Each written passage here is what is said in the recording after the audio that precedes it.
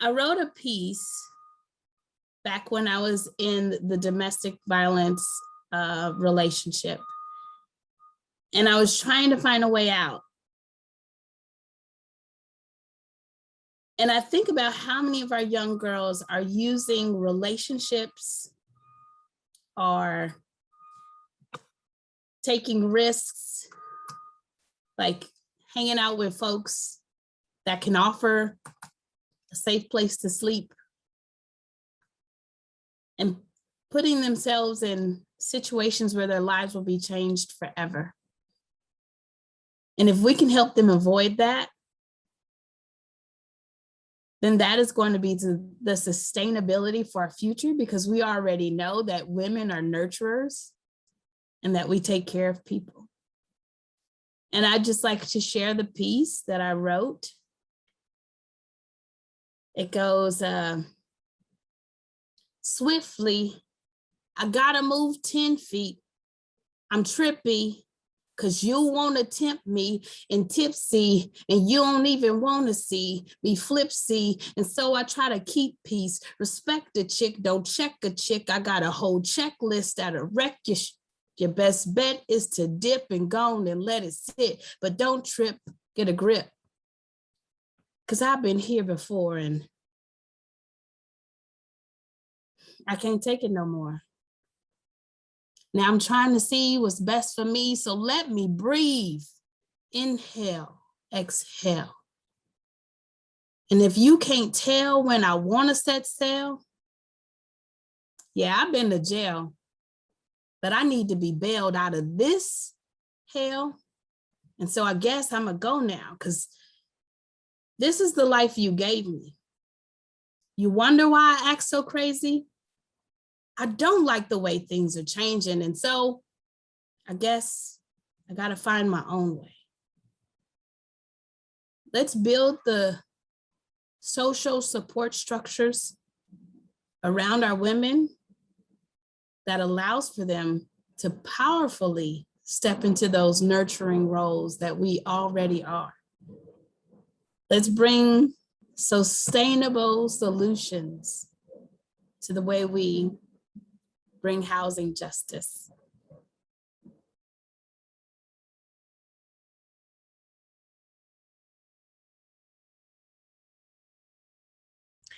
Welcome everyone to the Downtown Women's Center virtual event, Learning Together, a conversation on homelessness in Los Angeles.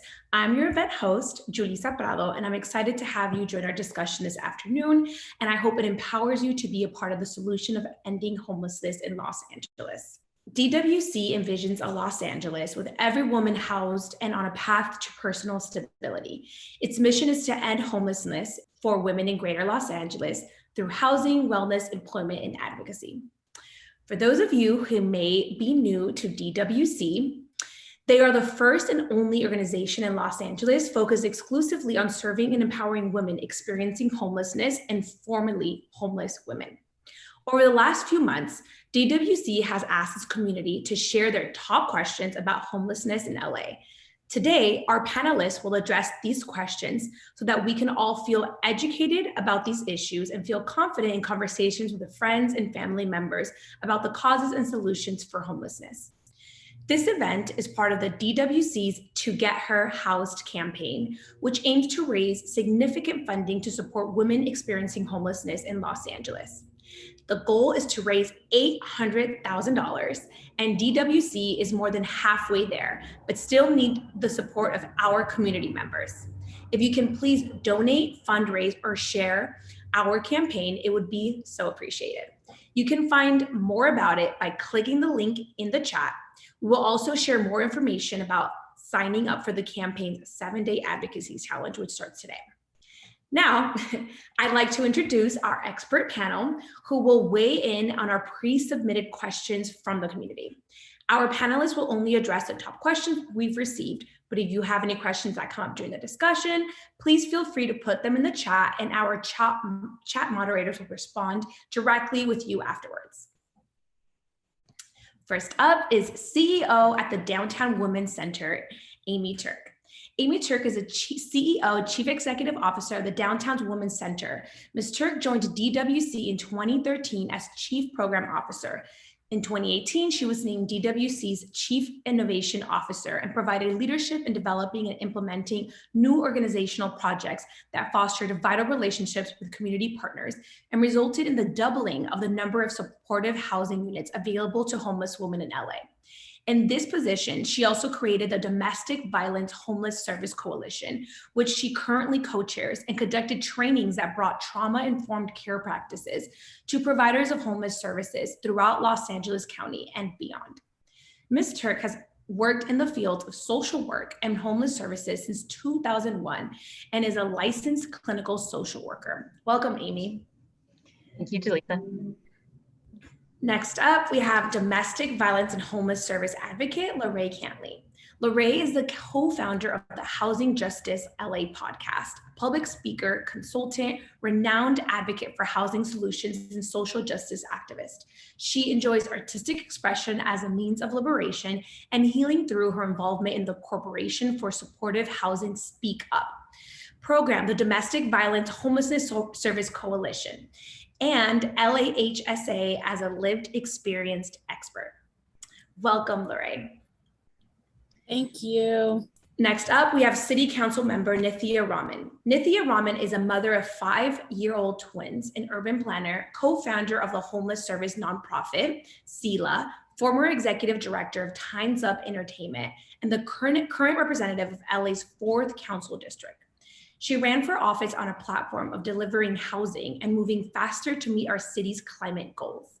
And she won a historic victory, becoming the first challenger in 17 years to defeat a sitting city council member. Wow, it's amazing. Thank you for being here today. Thank you for having me. All right, so these questions are submitted directly from the community. And first up, we have, how do so many people end up going into homelessness? Councilmember, let's start with you. Thank you so much. And I'm so excited to be on this panel with such an incredible set of people who know so much about this issue and are bringing so much to the table. And I'm really excited today to learn from all of you as well. This is a great question because so many of the people who are currently living on our streets, unsheltered, unhoused folks that we see in tents, many of them are experiencing homelessness for the very first time in their lives. And so I think this is an incredibly important question to be asking. And a lot of people ask me this question when I'm out talking to constituents about homelessness, trying to educate people about this issue, because they say, well, is it related to mental illness? Is it related to drug use? Is it related to things that we think are the kind of key factors around creating homelessness? But really the most important factor in how people fall into homelessness is really around affordable housing and the shortage of affordable housing here in Los Angeles. Los Angeles has an incredible deficit of affordable housing units. Studies estimate that LA County has a deficit of 500,000 affordable housing units to meet the current demand, which is a staggering number. And wages really have not kept pace with rising rents in any real way. Rents have gone up for the last decade by 65% in LA, and that is a phenomenal increase. And the way I think about how people find themselves on the street now versus how they experienced it, let's say 20 years ago, or in a place where housing is much more affordable. Let's say you have a vulnerability in your life. Let's say you're a victim of domestic violence. Let's say you have illness, a short-term illness, a bout of illness that keeps you from going to work. Let's say you are, experience mental illness and you have an episode of mental illness that prevents you from being able to pay your rent. Let's say you sometimes have a struggle with addiction and you're using a little bit more in a month, and that prevents you from being able to pay your rent. If you have an affordable housing crisis, what happens is that one moment of struggle means that you're on the street. It means that your landlord is much more likely to evict you. And it means that once you're evicted, that you will not be able to find other housing to live in. And so that's really why affordable housing is the key. There may be all of these other issues that play into homelessness, domestic violence, trauma, substance abuse, mental illness, poverty, but really it's affordable housing that is the key to understanding why we've seen such a rise in homelessness over these past few years. Wow, that is, wow. Well, thank you so much for sharing that. I think it's going to be really enlightening for so many of us watching today, especially in understanding what's going on in LA in general. So thank you so much for sharing. Amy, how are racial disparities among the homeless population being addressed? For our work at Downtown Women's Center, we're centered in the Skid Row community of downtown Los Angeles, though our services are countywide. We support women who we found housing for throughout Los Angeles County. So when you look in our community where we offer 119 units of permanent supportive housing in the Skid Row community, when you look around, what we know is that literally 60% of the unhoused women in this community are African American. And hopefully that just like logically makes you go, oh, something is so wrong and something is so systemically racist in the experience of homelessness. And so, for this reason, Downtown Women's Center was very involved in leading the efforts of our LA Homeless Services Authority, the LAHSA Ad Hoc Committee on Women, and we are also allies and supporters of the LAHSA Ad Hoc Committee on Black People Experiencing Homelessness. These committees for a number of years dove really deep into the issues of what leads to homelessness for these vulnerable populations of women and why is it disproportionately experienced by Black people. These reports produced recommendations, and we looked at those recommendations, and what we saw was that Black women were obtaining and are obtaining permanent housing proportionate to their rates of experiencing homelessness. But what happens is that they tend to leave that permanent housing relatively quickly under really unpleasant circumstances. And again, we were like, why? So we really wanted to come together and provide culturally responsive services to help people stay housed. And we could only do that, of course, with the support of political will. So we had support from our mayor's office, from our council member's office, and from LAHSA and from Enterprise, a great organization that supports the creation of affordable housing, and all of our community-based organization supporters. But most importantly, we had the support of people with lived experience, of Black women who had unfortunately experienced homelessness before and were able to advise us on how to do this well. And so what that looks like now is helping people find housing as fast as possible, helping them pay for those initial security deposits and rent for some time while we're supporting them through entrepreneurial work. Many of them want to be entrepreneurs and to help them build their wealth. And we're also doing a lot of community engagement, community building, so that they are connected to the other women in their program and can support each other as peers. And to do so, we've hired people who have experienced homelessness themselves to be those peers in peer specialist roles to really help them every single step of the way. That's just one example of how we've really identified a unique problem in our community and built a program that now has a 99% retention rate among the women that we have permanently housed. Wow, that is incredible, 99% retention rate. Yeah. Thank you so much for the work that you guys are doing. It sounds like you really take the extra step to be very intentional, to be inclusive, and to address these social disparities going on, especially with something that's kind of, a lot of it is out of your control, but it sounds like you guys are taking the right steps to ensure that people are getting housed and staying there. LaRae, what do you say to people that claim homelessness is a lifestyle choice or issue?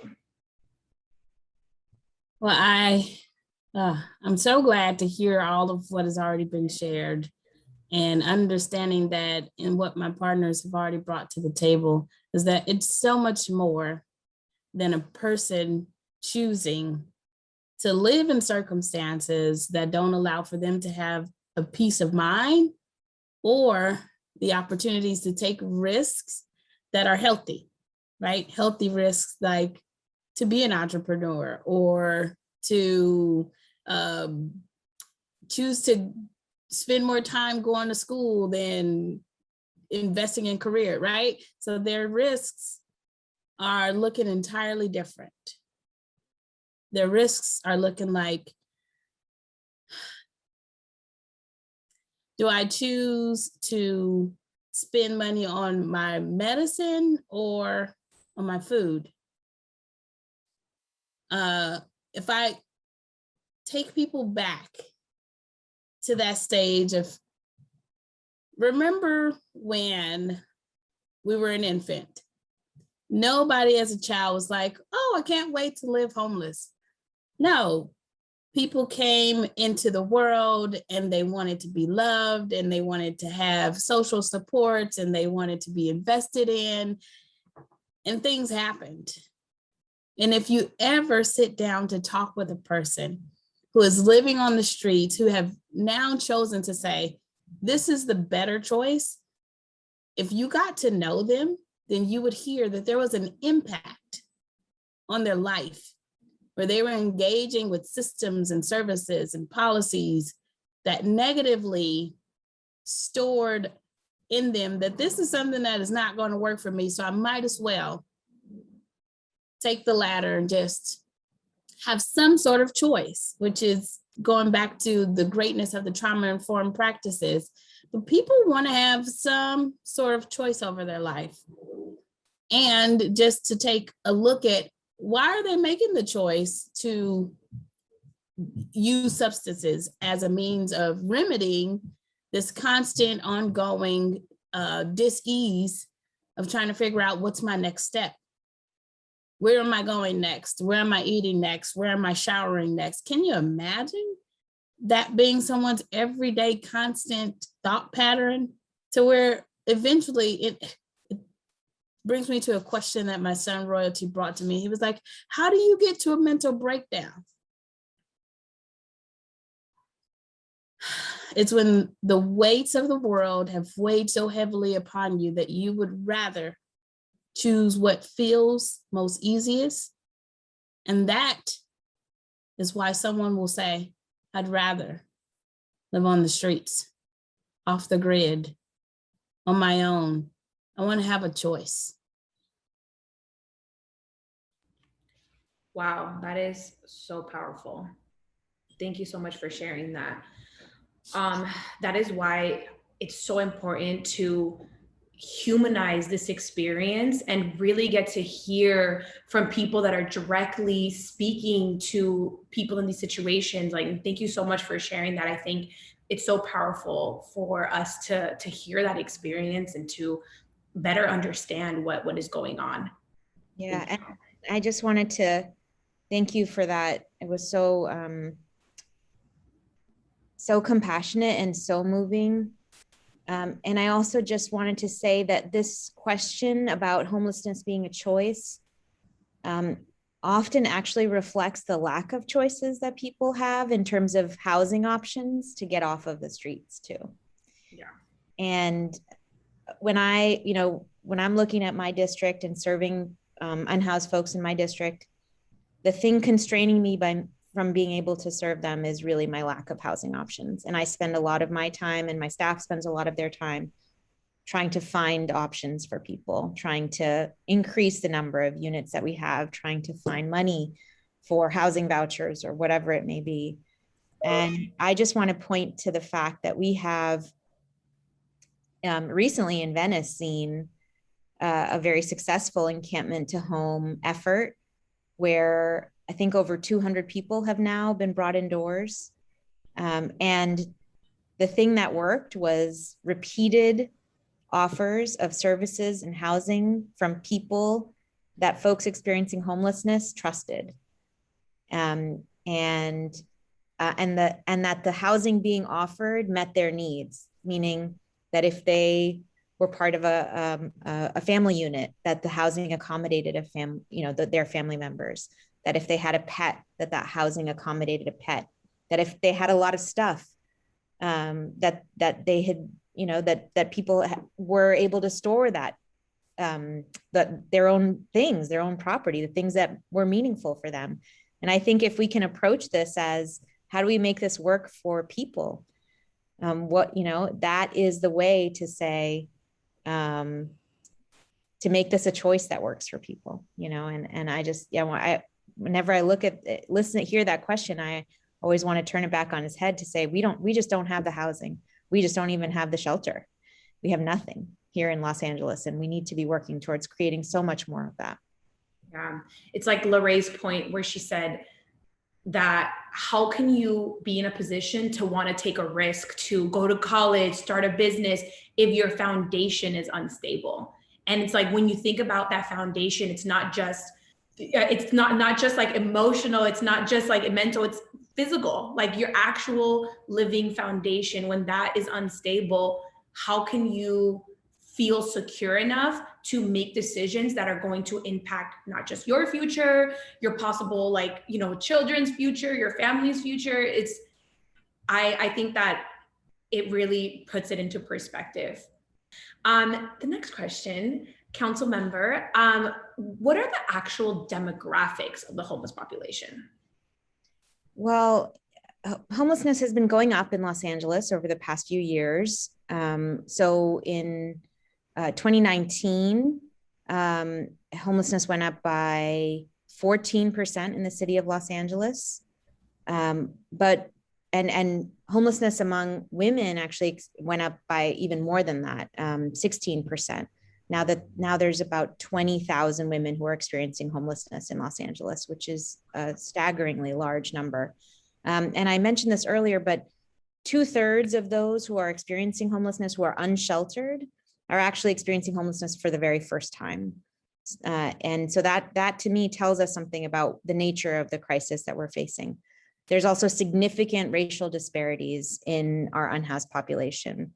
Black Angelenos make up 8% of the county's general population, but make up 34% of our unhoused population, which I think is testament to not just kind of our lack of housing options, but really the ways in which our land use and our housing system has been racially segregated and has been built on a system of racism for many, many decades. And I think this is a real reflection of that, as well as real disparities in our criminal justice system that I think are reflected in our homelessness demographics. This last year, because of COVID, we actually didn't see the homeless count, the annual homeless count that LAHSA does. We didn't see those numbers from this past year because they thought it was not possible to do the count given the pandemic. We did have some community counts that happened.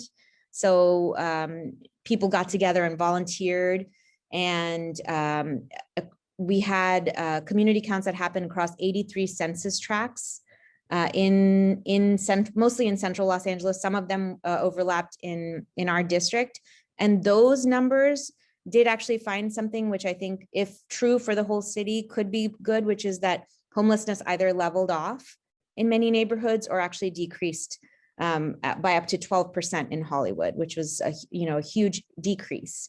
And so I think we don't know what happened last year because we don't have the data from that homeless count, but based on the data that we do have, the limited data from these community counts, which use the same methodology as LAHSA's count, in those 83 census tracts, we did find the kind of leveling off or even a slight decrease in homelessness. Amy, what plans are currently in motion to address homelessness in LA? Well, I'll kind of bring you back to some plans a few years ago. One of my most exciting times in doing this work was when we really came together with strong political will, strong strategy that was really co-designed by the community, and funding. And with our Angelenos, we passed Measure H and Prop HHH. And there had been previous times prior to that where we may have had a strategy and some political will, but we didn't have the funding. And this is the first time that all of that came together. And we have seen tremendous results. For example, the amount of people that we were able to house before Measure H was about 10,000 a year collectively in everyone who's doing this work. but now it's over 20,000 people a year. So the sales tax dollars doubled our impact. On Prop HHH, this is the bond measure that is helping pay for up to 10,000 units of permanent supportive housing. And we have seen some of those units come online, more to come, and all those are tracked online at the Housing and Community Investment Department website. But there, you know, some problems that we've lifted up came about and we're still happening, in that though we're housing 207 people a day who are experiencing homelessness moving back into permanent housing, because of all the systemic issues that we've lifted up already, 227 are coming into homelessness. And on the building of permanent housing side, you know, it takes a long time to build any development, but especially if it is low income housing and has extra permitting, extra community involvement, other dynamics. It's not just one funding source, it's not just Prop HHH, it's multiple funding sources with different application cycles, different restrictions, and there's not enough money. So we've made huge strides in an important ingredient in solving homelessness with Prop HHH, yet it's still not enough. We need more resources to get it done. So, you know, what's been working, we've been calling out for a long time for a FEMA-like response to a public health crisis. And we've really been responding in that way now since COVID, with FEMA reimbursed stays in hotels through the initiative called Project Room Key. And then that's shifting over to the purchase of existing hotels or buildings that can be easily converted into permanent housing through Project Home Key. And we have a number of emergency Section 8 vouchers in our community, which really speaks to a right to housing and a right to a subsidy that can make housing more affordable. And you know, we're really taking those CARES Act dollars, American Rescue Plan dollars, and putting it into preventing homelessness as well, which is obviously key given how many people are falling into homelessness. At Downtown Women's Center, we've proposed a plan called the Every Woman House Plan to really specifically work with the 650 women that have been identified as unhoused, literally on any given night, sleeping homeless in the Skid Row community, and working with our partners to find a pathway for them to find stable housing, permanent housing with our supports. We're excited to launch that as soon as possible. And I'm sure that our councilwoman here on this panel would have a lot to say too to this question of like, what can we continue to do to solve this problem? Yeah, I mean, I think one of the things I want to emphasize, and I think Amy, you touched on that, is that a lot of the spending on homelessness is really recent. Mm-hmm. And so I think a lot of people are frustrated by the slow pace of progress on homelessness, but really the level of resources that we've had to address homelessness came online only in the last couple of years. Our city budget, so I worked at the city years ago, 2014, 2015, I worked at the city in the CAO's office. And I think the year that I worked there, they were spending something like $10 million on homelessness. This year they spent $1 billion, close to $1 billion, or they budgeted $1 billion, right? So, but this is the first year that we're spending at the scale that you need to in order to actually address this crisis. So I just wanted to, I want to put this into context because I think there's so much frustration, there's so much impatience with our homeless services system, but we're not even, and all we talked about this whole call is how we all need more resources. Like we just started doing this work. We just started getting the kinds of resources that we need at the city and county level to be able to address this crisis. So we have a long way to go and we probably will need more resources, but I want to really emphasize that I think we need to understand that context and that we really just got these resources. And I think people need to hold on to their hope, hold on to their desire for change, and hold on to their patience and to their love, because that is really what is going to get us out of this crisis. I want to talk about two quick things when we talk about what plans are in motion to address homelessness. One is that in the city and in the county, there's a lot of cooks in the kitchen. And I think we all need to work together. And there's been a lot of talk about this, not a lot of action. And I'm hoping that we can see more of that. But I think we need to figure out what a coordinated approach to homelessness really looks like, where it's not 15 council members moving in 15 different directions, but something that looks more coherent at the city level. And I know I'm working from my office and others are working outside to really push us in the right direction. We also need that coordination to happen between the city and the county. There has been moments when there's been a lot of coordination and that coordination has yielded positive results. Let's do it again. You know, we need to have that political will. And honestly, the thing about that political will is that our electeds, all of us, we need to give up some of our power in order for this to happen. And so I think it's going to take all of us saying, okay, we gotta give it over to somebody else who can manage it and make sure that it happens well. And so I think that's a place where we need to be moving to. Those conversations are ongoing, and I encourage people to participate in that and to make sure that we are moving in the right direction on that one. So our community has the question of, do you think it is possible to end homelessness? And if so, what needs to happen and what is a realistic timeline? And anybody can chime in on this question. I'll start off by just repeating what we just heard about needing hope and needing love. So a lot of the hope and a lot of the love. So we hear about the resources and we hear that they are like, they're on steroids now today, right? We're also hearing that people are experiencing homelessness at a higher rate than ever before. So what's happening?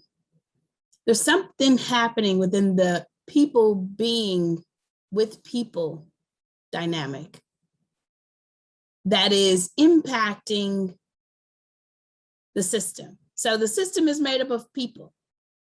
I believe with my faith, with my hope, and with my heart rooted and grounded in love, that if we all, as partners, begin to shift where we have held power within our attitudes, mindsets, behaviors, that is allowed for us to get to a position where people are experiencing homelessness at these high rates, and have us take a look at who are we being with people. It's a known fact. I don't know if you all know, but did you know that when people are in the positive emotion, that they are more likely going to make better choices? So that means that we get to contribute to a positive emotion. So it's more than just resources. It's more than just policy and procedure. Policy and procedures are also things that are handed down by people. So maybe we need to spend time in investing in the relationships. And so people are able to see, who are you with people? How are you allowing for hope to be inspired in someone? There was also the bringing up of the repeatedly offers of folks. So understanding that it takes time for people to heal from the harms that they have endured, to even think about, it's possible for me to get into housing. It's possible for me to trust a system today. And there's a reach that we have to support this possibility of people who are experiencing homelessness, are in the pipelines, because we know this pandemic ain't no joke. And it's a well-known fact. There's been research that California is it's the place where people come and fall into homelessness. But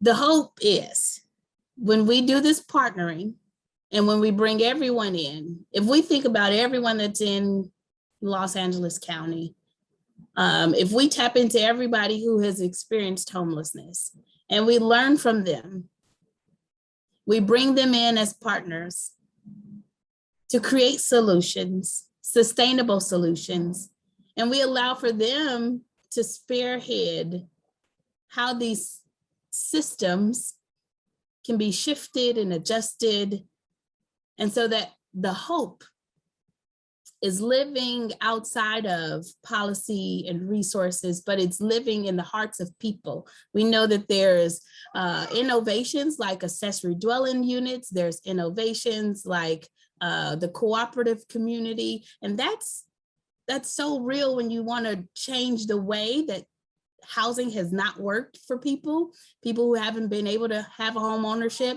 and allowing for people to come together as a cooperative and for there to be an investment in equitable land for people who haven't been coming from the side of wealth to invest in land, and letting for them to collectively have an opportunity to not only live in spaces, but govern the way that those spaces are ran, grow their own foods and vegetables, have their hands in the soil, and integrate that healing practice into their lives, just move stuff around with the not needing the police, but choosing to be with people in right relationship with people, like heal the harms with the resources, with the policy, with the political will, put all those things together. And yes,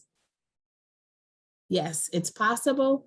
And it's going to take just as long as it takes for anyone when they ask themselves, how long did it take for me to be open-minded to something that I was totally closed off to?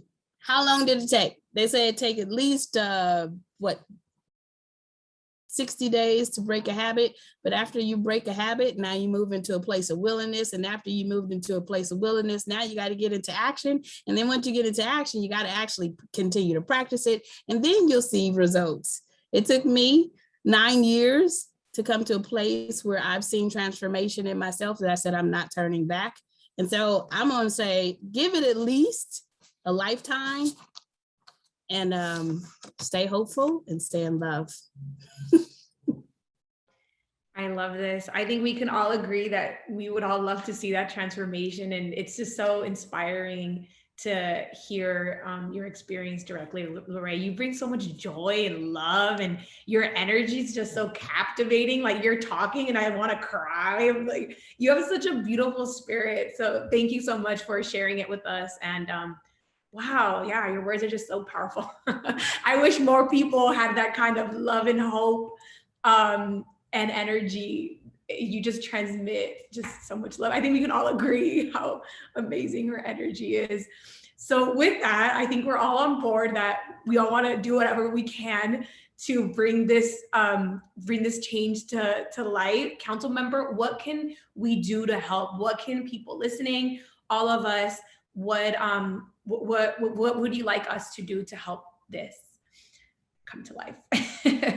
Well, we've all talked about needing more resources, and a big part of those resources are affordable housing units, permanent supportive housing units, just more housing of all kinds, particularly housing that is affordable for people.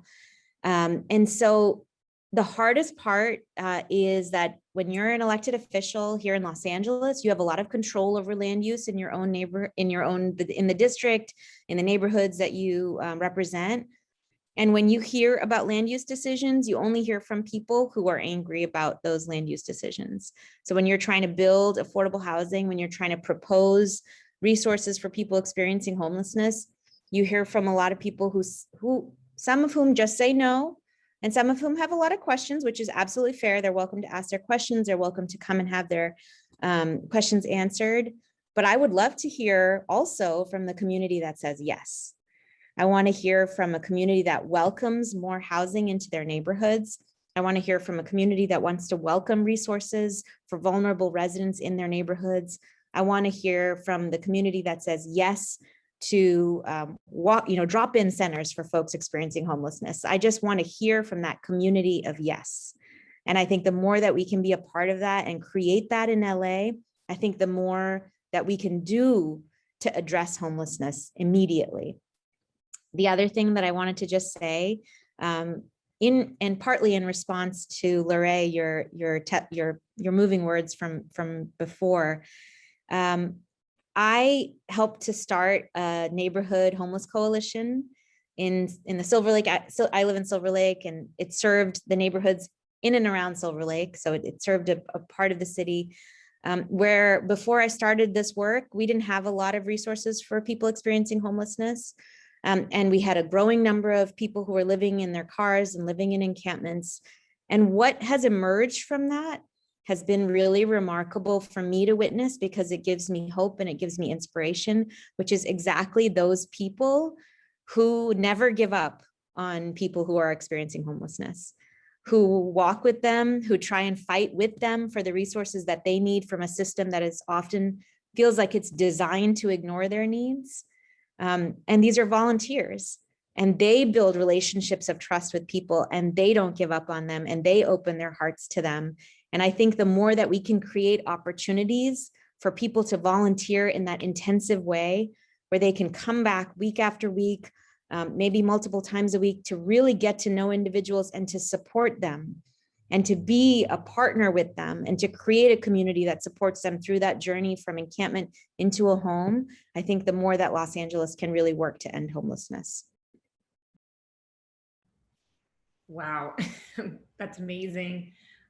Amy, how can people join to Get Her House campaign? And yeah, are there any resources that you think are out there that people can do to, get more involved? So Downtown Women's Center has launched our three-week-long To Get Her House campaign. We started last week. Because of our amazing sponsors, we have already hit our 50% mark of fundraising $800,000.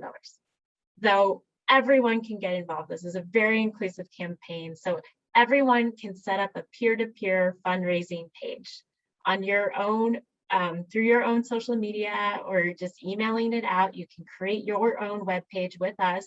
Simply just go to our website, downtownwomencenter.org, to set up your own peer-to-peer fundraising. This means that you can invite your friends to donate even $5 to help, as Councilmember Raman said, to build our volunteer base, to build our base so that we can continue to do this good work together. Today, you can sign up for our advocacy challenge. For the next 7 days, we'll send you ways that you can get more involved in solving homelessness together as a community. And then on August 18th, you can check out our silent auction.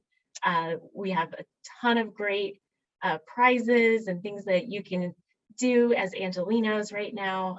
Obviously, everything comes back to support the Downtown Women's Center. Our event concludes on August 25th. We'll invite you back to have those last minutes with our silent auction and to hear more about how you can get involved in our work to end homelessness for women. Thank you. I hope everyone listening and watching feels as informed and motivated as I feel today. Thank you to all the panelists, Amy, Nithya, LaRae. Your insight has just been so amazing, and thank you for all the work that you are doing in the community. That's it for today. Please consider joining To Get Her House campaign. There is a link in the chat. We will be sharing all of the panelists' social media accounts so you can continue following and learning more about the amazing work that they are doing. Thank you for caring and working together to get every woman housed.